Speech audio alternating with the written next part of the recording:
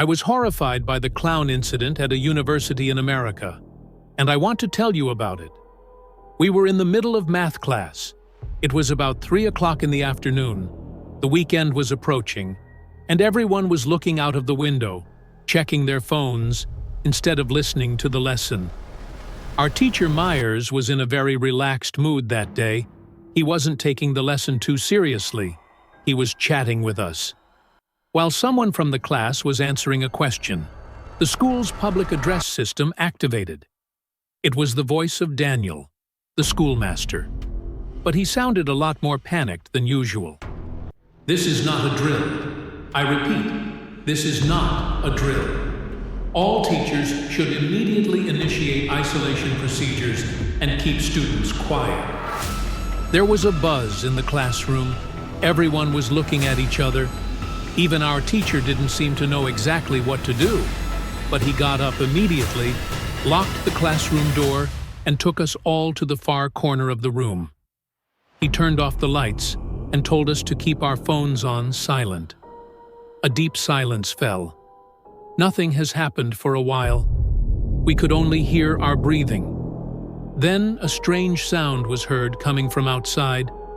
Heavy, slow, but irregular steps, as if dragging one foot cripplingly.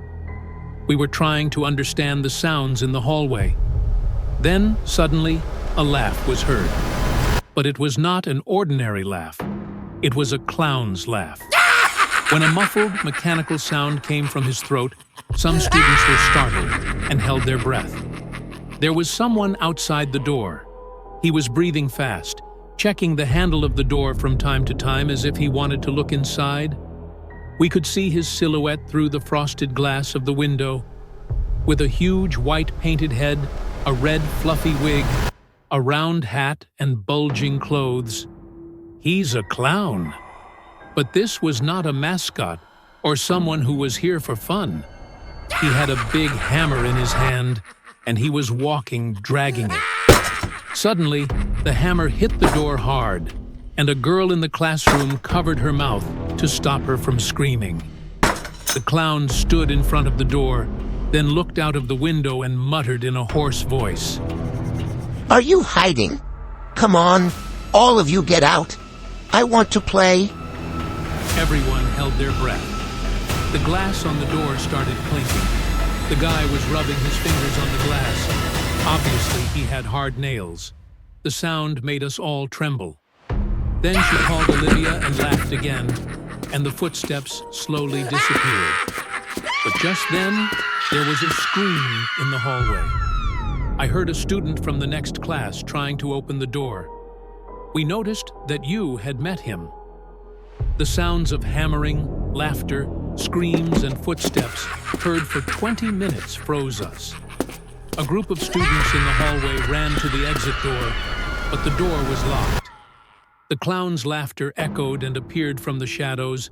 He knew the school like the back of his hand. Security doors?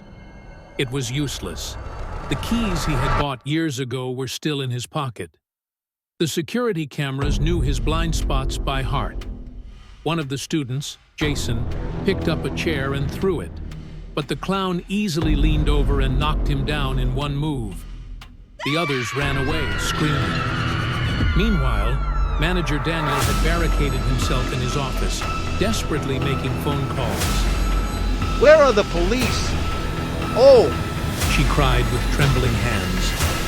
When he looked at the security monitor, he saw the clown moving towards him.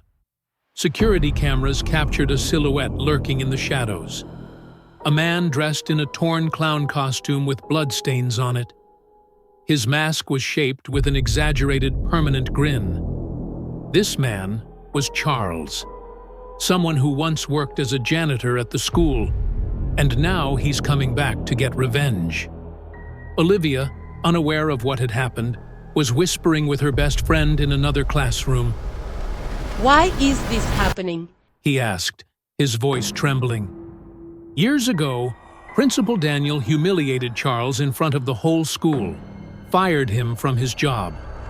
He had made her an object of ridicule. This was very difficult for Charles. Principal Daniel's daughter, Olivia, was also studying at this university, and Charles knew about it and wanted to get revenge on her using Olivia. Charles suddenly returned to the classrooms. He was going to enter all the classrooms until he found Olivia. He would break down each door hard with a sledgehammer and scare the students by diving, throwing some students to the ground. He wasn't seriously hurting anyone. He had made his purpose a little more complicated. He had a plan. Charles headed for the security room. At that moment, a muffled sound was heard from the loudspeaker. Daniel, where's little Olivia? Should I find him, or should you find him? Daniel's blood was frozen. He didn't know where Olivia was. There was danger in every corner of the school, and he just had to watch. When Charles saw from the monitor in the security room that students were trying to run away in terror, he decided to look in other classrooms and find Olivia. Finally, Charles saw that Olivia was in a laboratory classroom.